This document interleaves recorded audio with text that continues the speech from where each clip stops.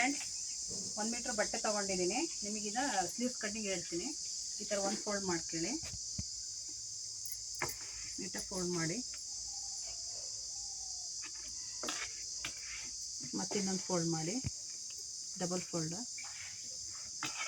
ಆಮೇಲೆ ಇದನ್ನು ಸ್ವಲ್ಪ ಏರೋಪೇರ್ ಇರುತ್ತೆ, ಅದನ್ನು ಸ್ವಲ್ಪ ಲೈನ್ ಹಾಕಿ ಕರೆಕ್ಟ್ ಸ್ಟ್ರೈಟ್ ಲೈನು. ಮತ್ತು ಇನ್ನೊಂದು ಸ್ಟಿಚಿಂಗಿಗೆ 1/2 ಇಂಚು ಹಾಕಿ, ನಂತರ ಇದು ಕಸ್ಟಮರ್ ಬ್ಲೌಸು ನೋಡಿ. ಸ್ಲೀವ್ ಲೆಂತ್ 9 ಇಂಚ್ ಇದೆ ನೋಡಿ. ಇಲ್ಲಿಗೆ 9 ಇಂಚ್ ಇಡಿ. ಮತ್ತು ಸ್ಟಿಚಿಂಗಿಗೆ ಹಾಫ್ ಇಂಚ್ ಇಡಿ, 9 1/2. ಆಮೇಲೆ ಇಲ್ಲಿಂದ ಇಲ್ಲಿಗೆ ಎಷ್ಟು ಮೆಜರ್ ಇದೆ ಅಂತ ನೋಡ್ಕೊಳ್ಳಿ. ಇಂದ 5 ಮುಕ್ಕಾಲು ಇದೆ, ಇಲ್ಲಿಂದ ಇಲ್ಲಿಗೆ 5 ಮುಕ್ಕಾಲು ಇದೆ.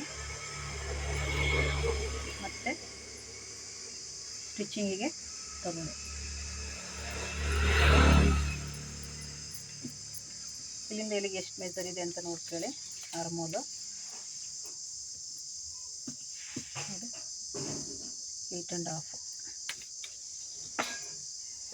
ಇಲ್ಲಿಂದ ಇಲ್ಲಿಗೆ 8 1/2 ಇಟ್ಕೊಳ್ಳಿ. ಆಮೇಲೆ ಲೈನ್ ಹಾಕಿ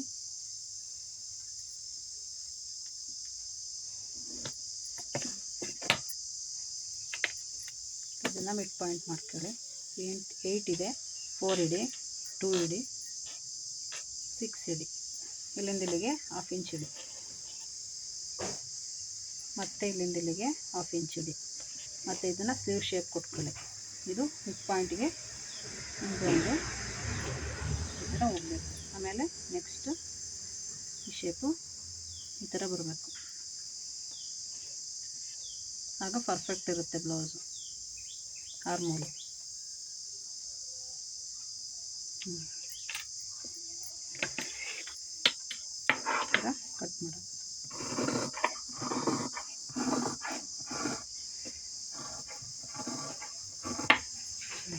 ಈಗ ನಾಚ್ ಮಾರ್ಕ್ ಮಾಡ್ಕೊಳ್ಳಿ. ಡಿಫ್ರೆಂಟ್ ಶೇಪ್ನ ತೆಗೀರಿ.